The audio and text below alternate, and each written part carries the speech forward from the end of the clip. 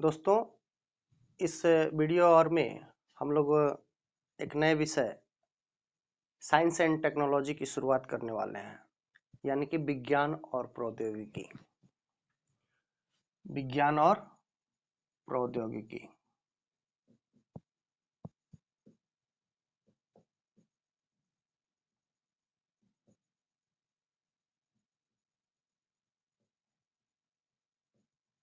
किसी पे बात होगी? ठीक है दोस्तों, अगर साइंस एंड टेक्नोलॉजी की बात करें, विज्ञान और प्रौद्योगिकी की बात करें, तो विज्ञान और प्रौद्योगिकी मानव के कल्याण में एक अभूतपूर्व योगदान दिया है।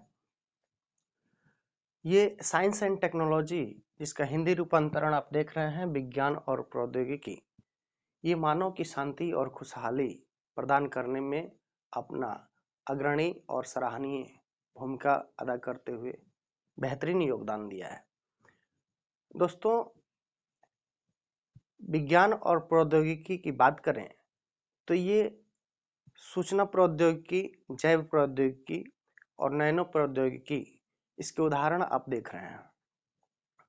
आज विश्व स्तर पर सूचना प्रौद्योगिकी के जरिए आप सूचना तंत्र का विकास देख रहे हैं। हर सूचना तक आमजनों का सुगमता पूर्वक पहुंच सुनिश्चित करती है। जैव प्रौद्योगिकी के क्षेत्र में आप देख ही रहे हैं। साइंस एंड टेक्नोलॉजी अगर कुल मिलाकर बात करें तो ये अणु ऊर्जा उत्पादन से लेकर जैव विकास तक, रोग चिकित्सा के क्षेत्र में, वैज्ञानिक अनुसंधान के क्षेत्र में, या फिर नैनो टेक्नोलॉजी के क्षेत्र में एक से बढ़ के एक उम्दा परीक्षण हो रहे हैं और आप उसके चश्मदीद गवाह भी हैं। तो इसी विषय पे बात होने वाली है दोस्तों। यही चीजें हैं, तो हम थोड़ा सा साइंस एंड टेक्नोलॉजी की बेसिक बातें जान जाए। दोस्तों, ये साइंस शब्द जो है, अंग्रेजी का साइंस शब्द, इन एक्चुअली ये लैटिन भाषा की, किस भाषा की? लैटिन भाषा की साइंटिया से बना है। किससे बना है? साइंटिया से। अब इस साइंटिया का मतलब क्या हो जाता है? To know. क्या हो जाता है? टू नो, यानी कि जानना।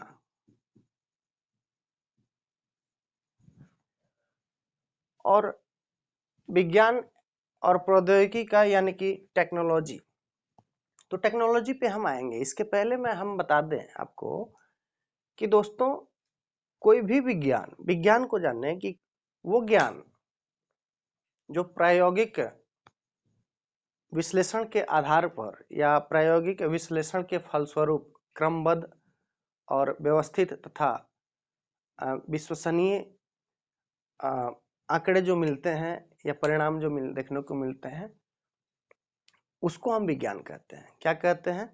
उसको विज्ञान कहते हैं, जो प्रायोगिक विश्लेषण के फलस्वरूप व्यवस्थित और संगठित रूप में जो ज्ञान हमें मिलता है या जो आंकड़े उपलब्ध होते हैं, उनको हम विज्ञान कहते हैं। तो ये है। टेक्नोलॉजी की बात करने के पहले हम बता दें कि कोई भी विज्ञान पहले व्यवहारिक विज्ञान बनता है। क्या बनता है? व्यवहारिक विज्ञान बनता है। उसके बाद ही ये प्रौद्योगिकी का रूप दे लेता है ना। तो प्रायोगिक व्यवहारिक विज्ञान बनने के क्रम में आप देखेंगे कि विज्ञान में कुछ सिद्धांत कार्य करते हैं, या हर विज्ञान में कुछ थ्योरी फॉलो करने पड़ते हैं। तो ये वैज्ञानिक लोग ये सिद्धांत प्रतिपादित करते हैं, और इन्हीं सिद्धांतों को अनुप्रयोगों प्रयोगों में जब हम लाते हैं तो प्रौद्योगिकी का डेवलपिंग होता है। उसके बाद क्या होता है? टेक्नोलॉजी यानी कि प्रौद्योगिकी आता है ना। तो इसको आप कह सकते हैं कि ये व्यवहारिक है, जिसमें सिद्धांत कुछ वैज्ञानिक देते हैं। इन्हीं को अगर हम प्रयोग में लाते हैं तो एक टेक्नोलॉजी डेवलप होती है, जिसे आप हिंदी में प्रौद्योगिकी और अंग्रेजी में टेक्नोलॉजी कहते हैं। तो इसको, ये जो प्रक्रिया हो रही है, तो इसको आप साइंस इन एक्शन के रूप में भी जान सकते हैं। In action, science in action equal to technology, यानी कि क्रिया में जो विज्ञान है, विज्ञान क्रिया में यानी कि एक्शन मोड में जब आता है तो प्रौद्योगिकी का रूप ले लेता है। तो ये बातें थी। अब हम बात करें कि विज्ञान से हमारा ताल्लुक, हमारा ताल्लुक मतलब हमारे भारत का ताल्लुक कब और कैसे रहा, कब से हम विज्ञान से रूबरू परिचित हैं। तो दोस्तों, आपको बता दिया जाए कि 3000 बीसी से भी पहले, लगभग 3000 बीसी से हमारा विज्ञान से संबंध रहा है, हमारे देश भारत का संबंध रहा है। चूंकि 3000 ईसा पूर्व में,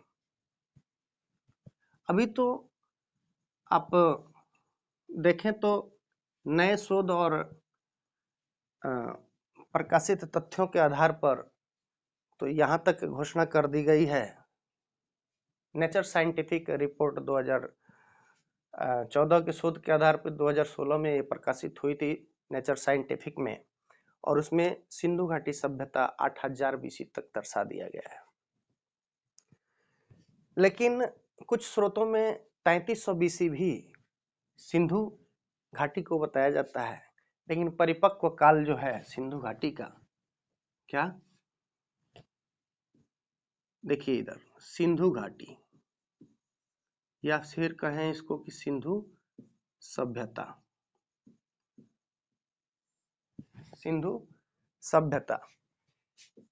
तो कुछ स्रोतों में हमने कहा कि 3300 बीसी भी चर्चा मिलती है, लेकिन अगर हम बात करें तो परिपक्व काल की ही बात कर लें तो वो होता है 2400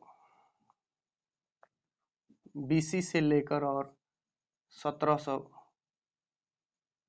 बीसी तक। तो 3300 से 1700 के बीच में ये कालें, यानी कि 3300 बीसी में सिंधु सभ्यता का की बुनियादें यानी कि नींव पढ़नी शुरू हो गई थी, उनका आरंभ शुरू हो गया था। परिपक्व काल जो है वो दर्शाया गया है 2400 से 1700, और हमने लेटेस्ट रिसर्च, लेटेस्ट अपडेट के हिसाब से भी आपको बताया कि नेचर साइंटिफिक की रिपोर्ट के जो पब्लिश किया गया है उसमें 8000 बीसी तक को दर्शा दिया गया है। तो अगर इसको भी हम फॉलो करें तो जैसा कि आप जानते हैं कि सिंधु सभ्यता में उस समय हम लोग सिंधु सभ्यता के लोग कांस्य से परिचित हो गए थे, तो इसको कांस्य युग भी कहा जाता है ना जी, कांस्य युग भी कहा जाता है। इस समय तक पहिए का और भी तरह तरह के उपकरणों का आविष्कार हो गया था। इस काल में आप देख रहे हैं कि नगरीकरण की सबसे बड़ी बात है कि नगरीकरण के लिए ये जाना जाता है। आप देखेंगे कि इसमें कॉटन की खेती हो रही है। उसके अलावा आप इसमें और भी चीजें देखेंगे, एग्रीकल्चर वगैरह देखेंगे, मकान बनाने की इसमें ग्रिड पद्धति देखेंगे, आप ग्रिड पद्धति देखेंगे, है ना। इसके अलावा आप भूकंप, ये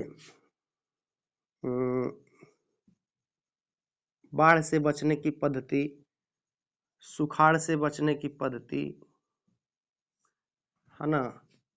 बाढ़ सूखा के अलावा एक और क्या होता है, आगजनी। इन सबों से बचने की तरकीबें ये लोग जान चुके थे। साथ ही आप देखते हैं कि हल की बात आती है ना, पहिए की आपने देखा ही। तो इस युग में यानी कि हमारा संबंध 3000 बीसी के लगभग तक पहले से साइंस के क्षेत्र से है, यानी कि विज्ञान से हमारा संबंध आज से 3000 बीसी पहले तक का है। 3000 बीसी को अगर जोड़ें तो आज से काउंट करें तो और भी ज्यादा हो जाता है। तो आपको बताएं कि जिस समय हमारे यहाँ सिंधु सभ्यता परिपक्व काल आप देख रहे हैं, इस समय यानी कि 3000 बीसी तक, 3000 बीसी तक को अगर इतना को देखें तो इस समय यूरोप में कबीलाई लोग अपने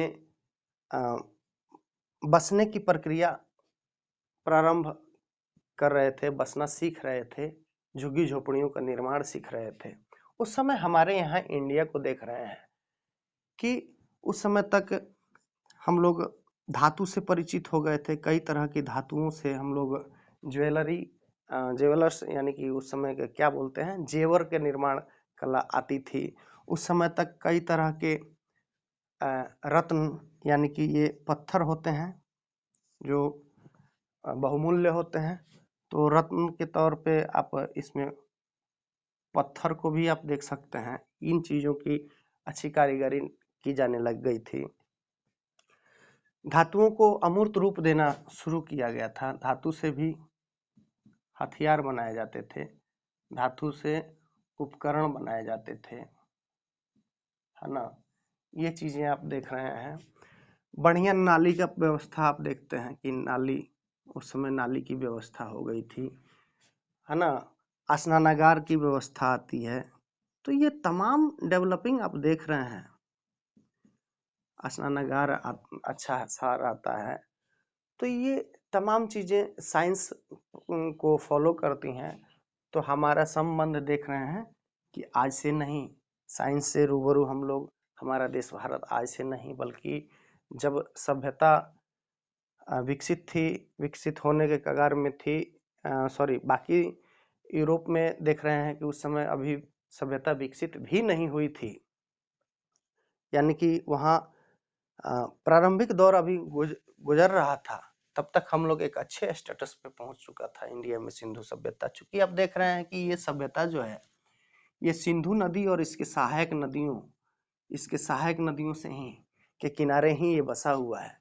और इस काल तक नगरीकरण और भी चीजें आप यहाँ देख रहे हैं। तो ये सारी चीजें हो गई है। तो अगले वीडियो में दोस्तों हम लोग जानेंगे कि प्राचीन काल में हमारा साइंस एंड टेक्नोलॉजी से क्या संबंध रहा, हम लोगों ने क्या किया, है ना। हमारे पूर्वजों ने क्या किया, हम लोगों ने नहीं, हमारे पूर्वजों ने क्या किया। तो हम प्राचीन काल में हमारे क्या संबंध रहे साइंस और टेक्नोलॉजी के क्षेत्र में, हमारी क्या उपलब्धियां उस समय तक रहीं प्राचीन काल तक विज्ञान और प्रौद्योगिकी के क्षेत्र में। अभी विज्ञान प्रौद्योगिकी में कितनी ऊंची शिखर तक ये कामयाबी की किस शिखर तक हमारे पूर्वज पहुंचे थे प्राचीन युग में, प्राचीन काल में, उसका अवलोकन इसके अगले वीडियो में करेंगे। तो उम्मीद करता हूं दोस्तों कि वीडियो आप लोगों को अच्छी लगी होगी। अगर आप लोगों को अच्छी लगी है तो आप इस वीडियो को कीजिए लाइक और सब्सक्राइब कीजिए हमारे चैनल को।